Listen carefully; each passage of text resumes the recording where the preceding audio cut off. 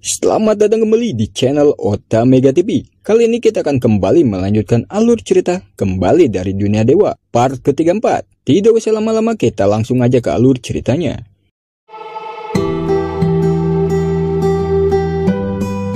Di part sebelumnya, setelah mendapatkan pencerahan dari kakek si penjelajah waktu tentang hambatan yang sedang dialaminya, King langsung pergi menuju dunia bawah.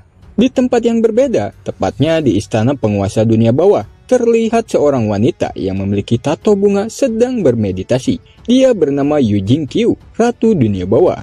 Tiba-tiba, dia membuka mata. Dia merasakan ada orang kuat yang secara paksa membuka aliran ruang dan waktu, ingin memasuki dunia bawah. Dia pun langsung pergi ke aliran ruang dan waktu untuk menyingkirkan orang itu, karena dia berpikir orang itu akan membuat kekacauan di dunia bawah.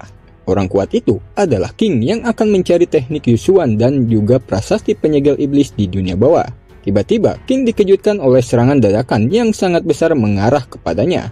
Dengan sigap, King menghancurkan serangan itu sambil mengatakan, "Siapa kau? Keluarlah!" Ternyata tadi itu adalah serangan yang dilesatkan Yu Jingqiu. "Maaf, kamu siapa? Sepertinya aku tidak pernah menyinggungmu," tanya King. Dia menjawab, "Aku adalah salah satu kultivator alam raja dunia bawah, Yu Jingqiu." Yu Jingqiu mengeluarkan cambuknya yang berduri dan dia bilang, "Alasanku ingin membunuhmu karena kau datang di waktu yang tidak tepat. Matilah!" Yu Jingqiu melesatkan cambuknya menyerang King. Namun King menangkap cambuk berduri itu dengan tangan kosong, membuat Yu Jingqiu terkejut melihat itu. Kemudian King melakukan serangan balik sambil mengatakan, "Kau hanyalah semut kultivator alam raja." Yu Jingqiu langsung mengeluarkan teknik perisai neraka untuk menahan serangan King. Namun perisai itu tidak mampu menahan serangan King, sehingga Yu Jingqiu pun terluka terkena serangan itu. Yu Jingqiu keheranan dan bertanya-tanya dalam hatinya, apa benar anak ini kultivator alam setengah raja? King mengancam Yu Jingqiu, jika terus menghalangi jalannya, King akan langsung membunuhnya. Yu Jingqiu tidak ingin King menghancurkan rencananya di dunia bawah. Untuk menghalangi King masuk ke dunia bawah, dia melemparkan teknik teratai neraka. "Teknik lemah seperti itu tidak akan bisa membunuhku," ucap King. Yu Jingqiu tersenyum dan menjawab, "Siapa bilang teknik ini untuk menghadapimu? Aku hanya perlu meledakkan aliran ruang dan waktu agar kacau dan kau akan mati di sini." Mendengarkan itu, King langsung mengeluarkan teknik lonceng pelindung. Dan tak lama kemudian, teknik teratai neraka meledakkan aliran ruang dan waktu di sekitar King, sehingga menjadi kacau. Dan Yu Jingqiu pun meninggalkan aliran ruang dan waktu dengan menggunakan jimat teleportasi. Aliran ruang dan waktu yang kacau membuat teknik lonceng pelindung retak sedikit demi sedikit. King mengambil resiko untuk keluar dari aliran ruang dan waktu yang kacau ini. King menggunakan teknik pedang pembelah surga. Setelah itu, King masuk ke dunia bawah melalui celah retakan ruang dan waktu dalam keadaan tak sadarkan diri. Ketika King tak sadarkan diri selama 3 hari, King dilindungi pedang surga. Tak lama kemudian, akhirnya King pun tersadar dari pingsannya. Namun King merasakan kepalanya sakit yang luar biasa dan basis kultivasinya menurun ke alam Yingbian. Karena King tidak punya informasi apapun tentang dunia bawah ini, untuk berjaga-jaga jika bertemu lawan yang kuat, dia berencana mencari tempat aman untuk menyerap benih iblis agar kultivasinya pulih kembali. Namun baru jalan beberapa langkah, King mendengar suara binatang spiritual dari balik bukit di sana. Di sana terlihat 3 orang asli penduduk dunia bawah sedang dikepung binatang spiritual serigala. "Kebetulan sekali aku bertemu dengan mereka. Awalnya aku sedikit khawatir, tak memiliki informasi apapun tentang dunia bawah ini," kata King dalam hati. Di saat binatang spiritual serigala itu menyerang, akan menerkam mereka bertiga. King keluar dari tempat persembunyiannya, langsung membunuh semua binatang spiritual itu dengan teknik tapak Buddha. Setelah itu mereka bertiga berterima kasih atas pertolongan King yang sudah menyelamatkan mereka, dan salah satu dari mereka bertanya, "Boleh aku tahu siapa namamu?" King memperkenalkan dirinya dan balik bertanya. Wanita itu memperkenalkan dirinya. Dia bernama Mu Wan King dari keluarga Mu di kota Yuhan, dan mereka Jihan dan Jipang dari keluarga Ji di kota Yuhan juga. "Bolehkah aku bertanya, dari mana kamu berasal?" tanya Mu Wan King sambil pose rayuan maut. Dia begitu karena Mu Wan King berpikir King sangat hebat, pasti dari sekte kuat. Dia berharap bisa mengikutinya dan mendapatkan keuntungan dari segi dukungan. King menjawab, "Aku tidak berasal dari sekte atau klan manapun. Aku hanya seorang pengembara." Mendengarkan itu, Muwan King mengundang King datang ke keluargamu sebagai tamu. Dia berniat mengajak King masuk ke keluargamu. Namun dua orang keluarga Ji menjelek-jelekan keluargamu dan mengajak datang ke keluarga Ji yang memiliki keunggulan dari keluargamu. Sehingga membuat Muwan King sangat marah kepada mereka berdua dan mereka pun berdebat membicarakan keunggulan keluarga mereka masing-masing. King menyela perdebatan mereka. King bilang, "Maaf, aku menghargai kebaikan kalian, tapi aku tidak punya akar kultivasi.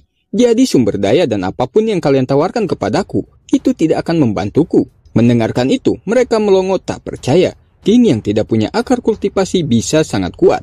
Membuat mereka berpikir King seorang lintas kultivator.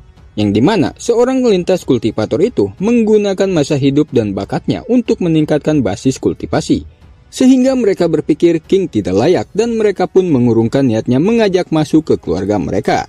King kembali bilang, "Aku punya tujuanku sendiri. Kalian hanya perlu membawaku ke kota Yuhan." "Kenapa nggak bilang dari tadi?" jawab Jihan. Singkatnya, mereka bertiga membawa King ke kota Yuhan. Di sana terlihat banyak orang yang sedang melihat selembaran kertas yang mengatakan, dalam waktu dekat induk batu dunia bawah akan ditemukan di kota Yuhan. Demi kepentingan rakyat Jingzhou, Ratu Yu Jingqiu mengundang kultivator alam Yingbian yang berusia 30 tahun ke bawah untuk bergabung dalam penggalian. Melihat itu, King teringat nama orang yang di selembaran kertas. Itu adalah nama orang yang menyerangnya di aliran ruang dan waktu. "Jadi aku sekarang di wilayah kekuasaannya," kata King dalam hati. Kemudian King pamitan kepada mereka bertiga akan mencari tempat penginapan.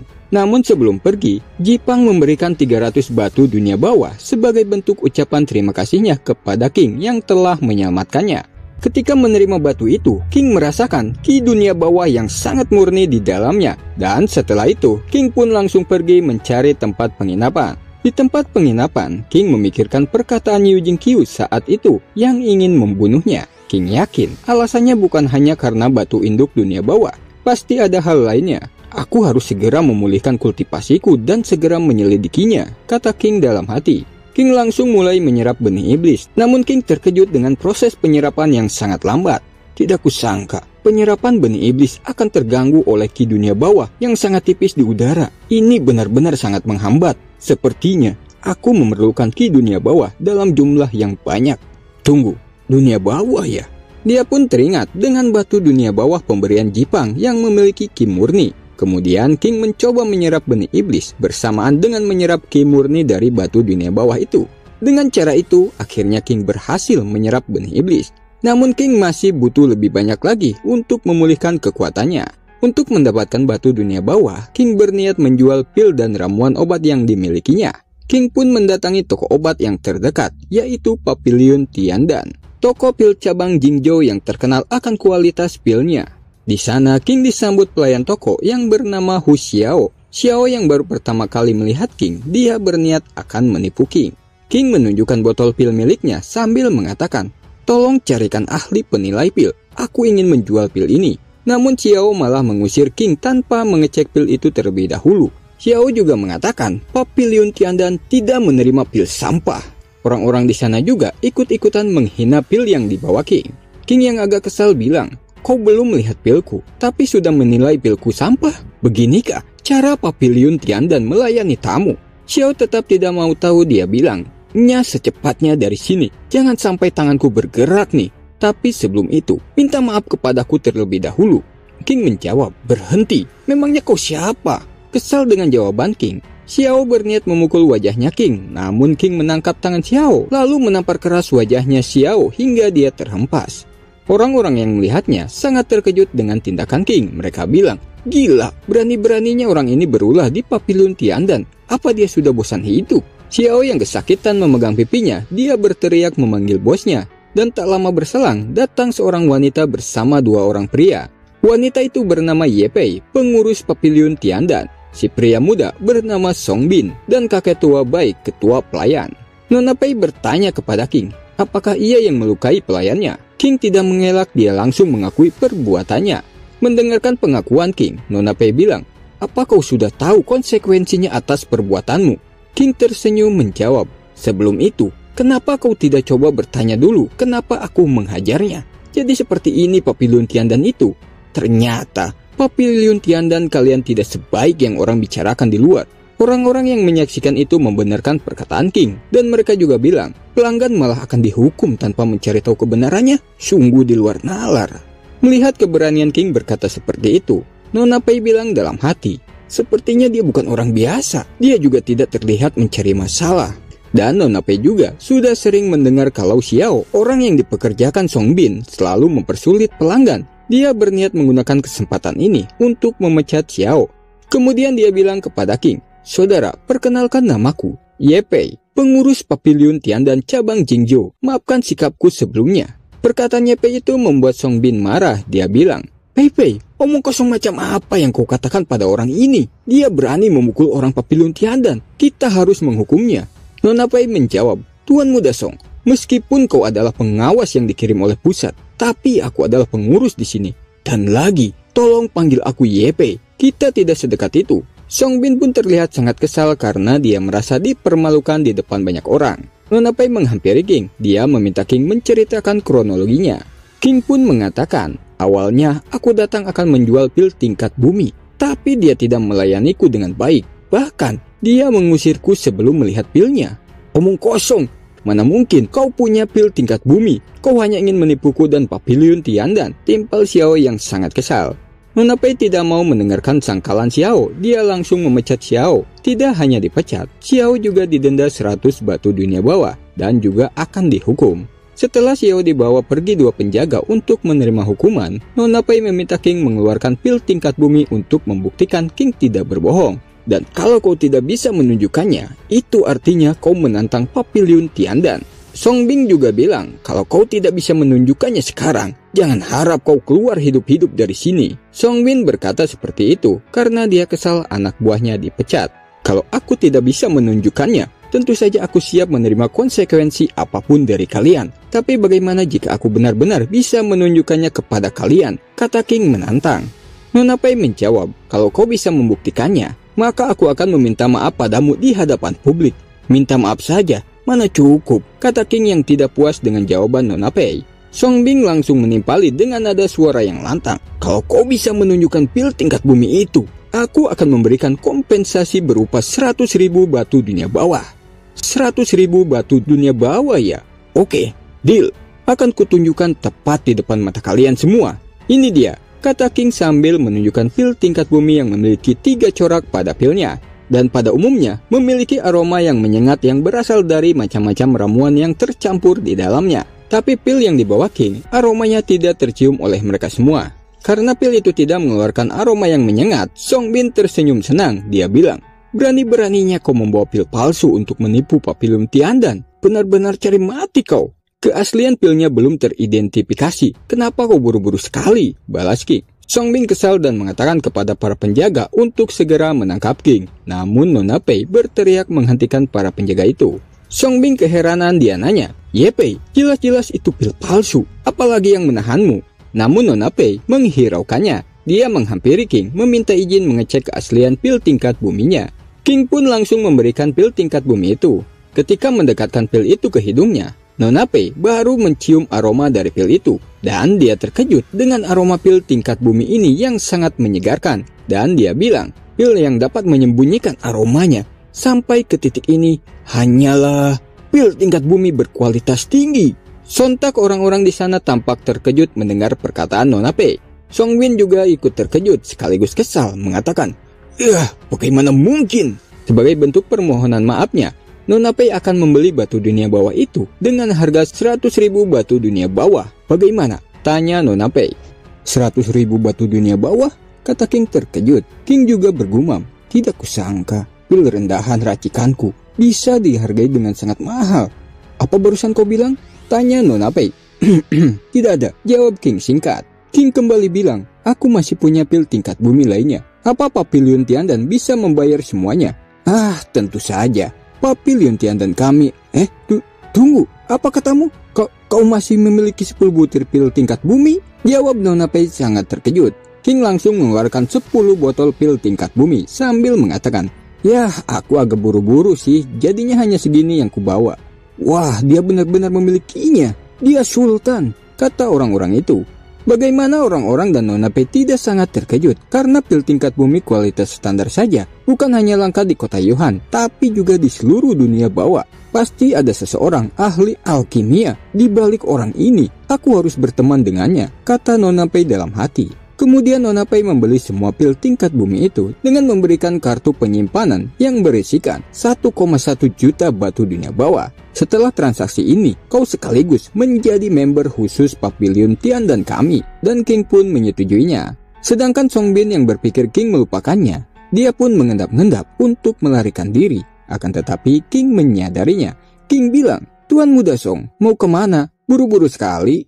Nona Pei sudah meminta maaf kepadaku. Jadi mana 100.000 batu dunia bawah yang kau janjikan? Keluarga Tuan Muda Song memiliki bisnis besar. Jadi kau tak mungkin pergi dengan meninggalkan hutang di hadapan banyak orang kan?"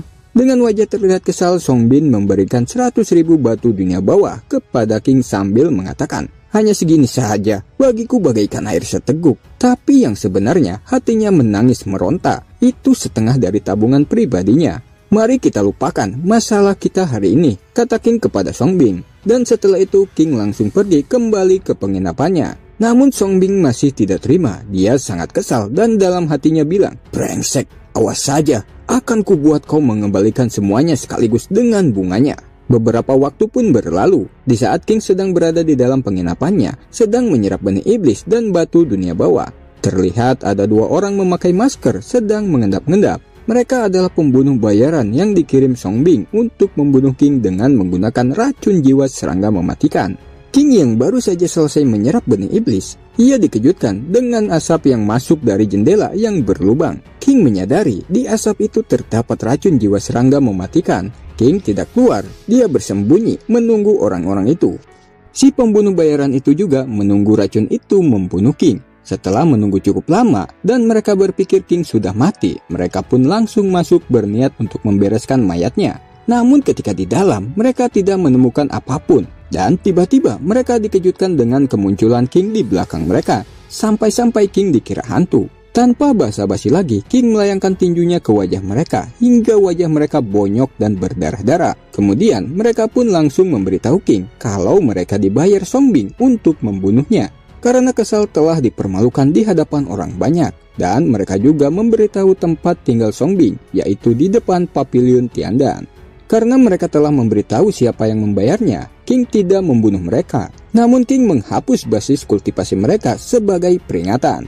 Dan setelah itu, King langsung pergi menuju tempat tinggal Songbin. Sedangkan saat ini Songbin sedang bermain bersama wanita cantik. Entah itu permainan apa. Ya intinya sih menangkap wanita cantik itu dengan matanya ditutup kain. Ketika Songbin menangkap salah satu tangan, ia pikir itu tangan si wanita cantik. Ia sangat senang dan komuknya terlihat mesum. Ia pun langsung membuka penutup matanya. Dan betapa terkejutnya dia, ternyata yang dihadapannya bukan wanita cantik, tapi itu adalah King. Ia sangat ketakutan hingga keringat dingin membasahi wajahnya. Dia bilang, Kau, kenapa kau masih hidup? Mana dua pembunuh bayaran itu? Mereka sudah kubereskan, sekarang giliranmu, kata King sambil menyerang Songbin. Akan tetapi, seseorang yang dipanggil An Mama datang dengan cepat menyelamatkan Songbin. Dan dia bilang, "Tuan Muda, Anda baik-baik saja?" Songbin menjawab, "Aku baik-baik saja, untungnya kau datang tepat waktu, An Mama." "An Mama, orang ini ingin membunuhku, bantu aku membunuhnya." "Jangan khawatir, akan kupenggal kepalanya," katanya sambil menerjang menyerang King. King dan An Mama pun terlihat saling bertukar serangan. Di tempat yang berbeda, di Pavilion Tiandan, terlihat kepala pelayan Bai sedang berbicara dengan Nona Pei. Mereka membicarakan tentang kekuatan Pavilion Tiandan yang hampir sepenuhnya dikuasai oleh ketua kedua yang bernama Song De. Kepala pelayan Bai meminta Nona Pei untuk segera mengambil tindakan. Jika tidak, kekuatan kakek Nona Pei sebagai ketua utama akan hancur. Nona Pei bilang kepada kepala pelayan Bai untuk tidak khawatir karena dirinya sudah memiliki sebuah rencana. Tiba-tiba mereka dikejutkan oleh suara ledakan yang sangat kencang berasal dari tempat tinggal Songbin. Mereka pun langsung bergegas ke sana. Setibanya di sana, Nona Pei dan kepala pelayan Bai terkejut melihat An Mama mati dibunuh King. King menatap Songbin sambil menyiapkan tekniknya. Dia bilang, "Bersiaplah, sekarang giliranmu." Songbin yang sangat ketakutan, dia bilang kepada Nona Pei, "Ye Pei, cepat selamatkan aku. Kita sama-sama dari Pavilion Tiandan. Kau tidak boleh berdiam diri melihatku terbunuh. Kalau Songbin mati di sini, itu akan sedikit merepotkan, katanya dalam hati. Kemudian Nona Pei bertanya kepada kepala pelayan baik, apakah kamu bisa melawan King? Dia menjawab, kekuatanku hampir setaraan Mama. Dia saja mati hanya dengan satu serangan. Aku rasa... Tiba-tiba Nona Pei memotong. Aku mengerti. Dan kemudian bilang kepada King, Tuan, bisakah Anda melepaskan Song Bing demi Yapei? Tidak bisa. Dia menyewa pembunuh untuk membunuhku. Jadi seharusnya aku membunuhnya, jawab King. Ternyata begitu, kata Nona Pei singkat. Dan dia juga bilang kepada Song Bing, dirinya tidak bisa berbuat apa-apa lagi karena King tidak mau melepaskannya. Song Bing sangat marah, dia memaki-maki Nona Pei. King berjalan mendekati Song mengatakan, sudah mau mati, masih banyak bacot juga kau ya. Song sangat ketakutan memohon kepada King untuk tidak membunuhnya. Tiba-tiba, giok pemanggil keluar dari balik baju Song dan juga dari giok itu muncul jiwa kakeknya Song. Dia bilang, siapa yang berani menyakiti cucuku? Kakek, King ingin membunuhku, kata Song Bing kepada kakeknya sambil menunjuk ke arah King. Dengan raut wajah yang terlihat sangat marah, dia bilang, bocah, aku adalah Song De, ketua kedua Pavilion Tiandan. Kalau sekarang kamu pergi, aku akan melupakan kejadian hari ini. Kamu pikir kamu siapa? Siapapun yang mencari masalah denganku, pasti mati. Dan hari ini, tidak ada yang bisa menyelamatkan Song Bing, jawab King. Ketua Song De semakin marah, dia bilang, brengsek, kalau kau berani menyentuh cucuku, akan ku kejar meskipun kau lari ke ujung dunia.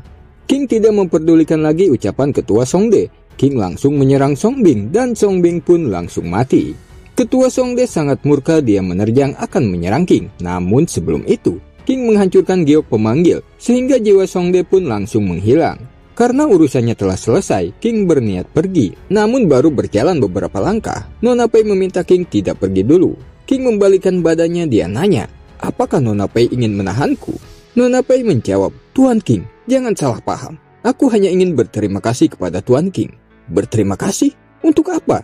Tanya King keheranan. Nona Pei mengatakan, Song Bing dan ketua kedua memiliki hubungan buruk dengan keluarganya. Karena King telah membunuh Song Bing, Nona Pei menganggap King telah membantunya. Dan sebagai ucapan terima kasihnya, Nona Pei memberikan undangan untuk pergi bersama menghadiri pelelangan yang akan diadakan besok hari di rumah pelelangan Pavilion Mubao. Dan Nona Pei juga bilang, apapun yang Tuan King butuhkan, Yapei akan melakukan yang terbaik untuk memberikannya padamu.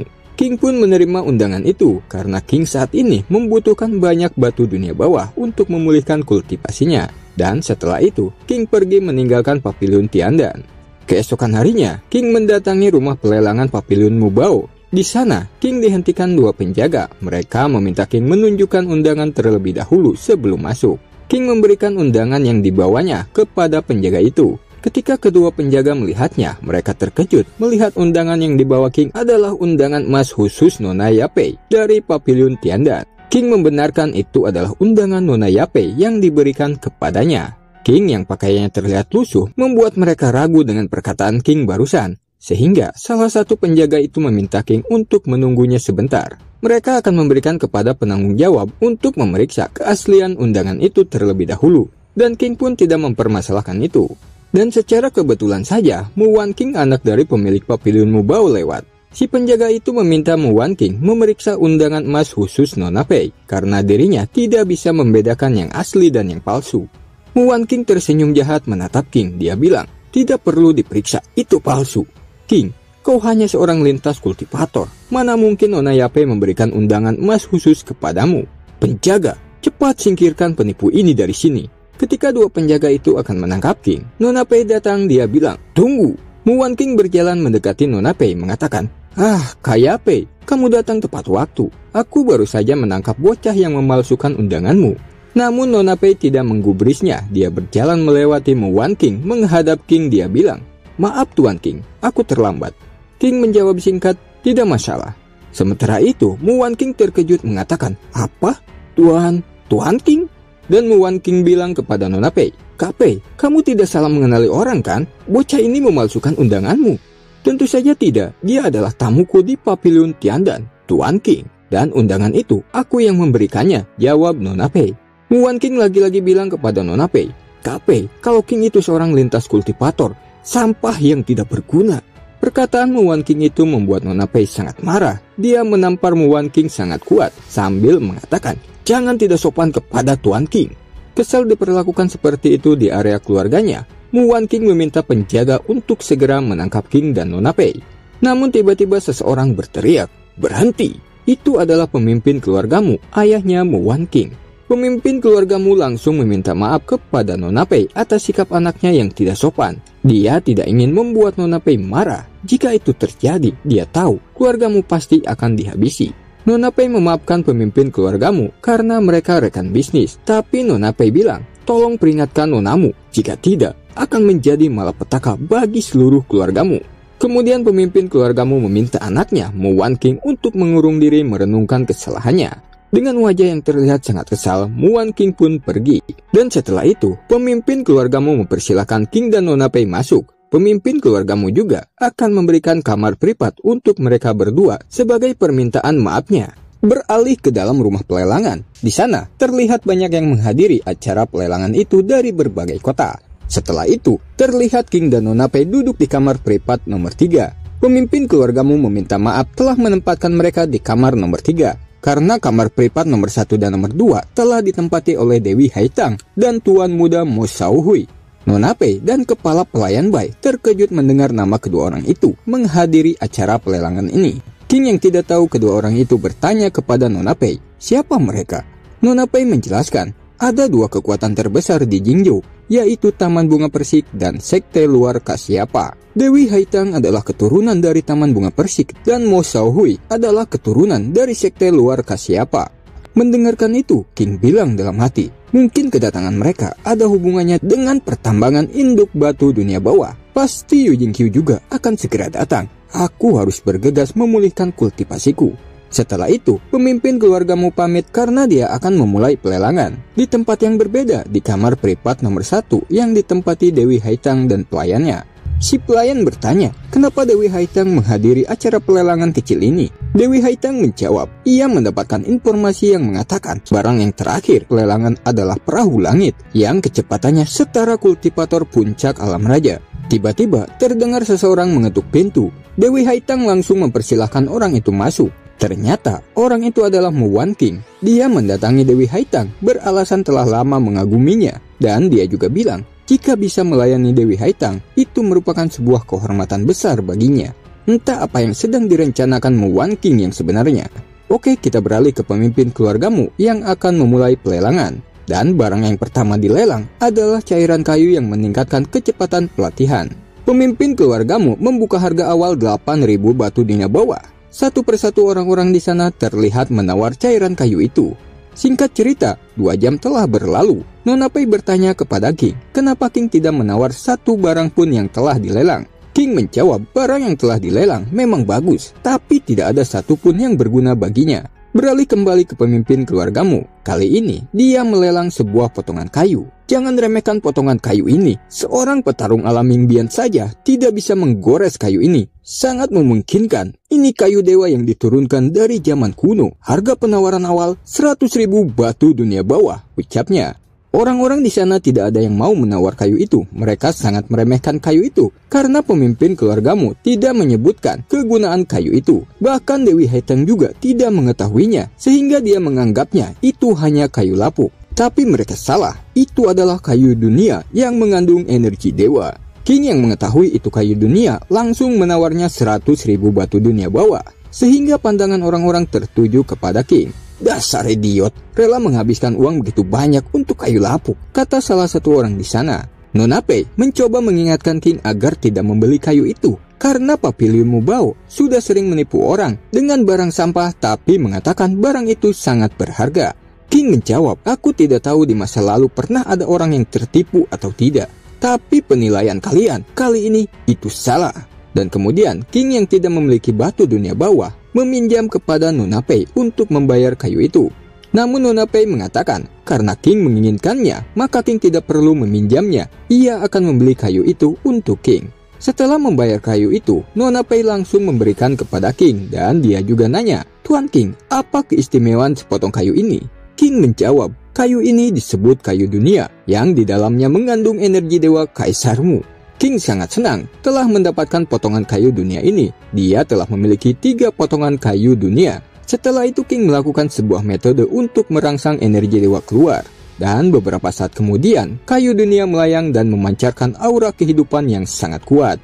Membuat Nona Pei terkagum-kagum melihat aura kehidupan yang sangat kuat itu. Dan dia juga bilang, benar-benar harta yang sangat berharga. Papiliun Mubao benar-benar kehilangan harta yang berharga ini. Semua yang terjadi adalah takdir, jawab King. Sambil menyimpan kayu dunia, King bilang dalam hati, ketika keluar dari dunia bawah, akan kubangkitkan ketiga potongan kayu dunia. Saat itu, aku akan memiliki energi Dewa Kaisar yang tidak terbatas. Oke, kita kembali ke pemimpin keluargamu yang akan melelang barang yang terakhir, yaitu perahu langit yang memiliki kecepatan setara kultivator puncak alam raja. Dewi Haitang senang melihat barang yang dia tunggu akhirnya keluar juga. Dan ternyata, orang dari sekte luar Kasyapa, Mo Xiaohui, dia juga mengincar perahu langit itu. Sedangkan King tidak menyangka di pelelangan kecil ini ada barang yang sangat bagus selain kayu dunia. Pemimpin keluargamu mulai membuka harga awal yaitu 1 juta batu dunia bawah. Dan setiap penawar, harga penawarannya tidak boleh kurang dari 100.000 batu dunia bawah. Ya Tuhan, harga penawaran awalnya saja 1 juta. Mahal sekali, kata salah satu orang di sana.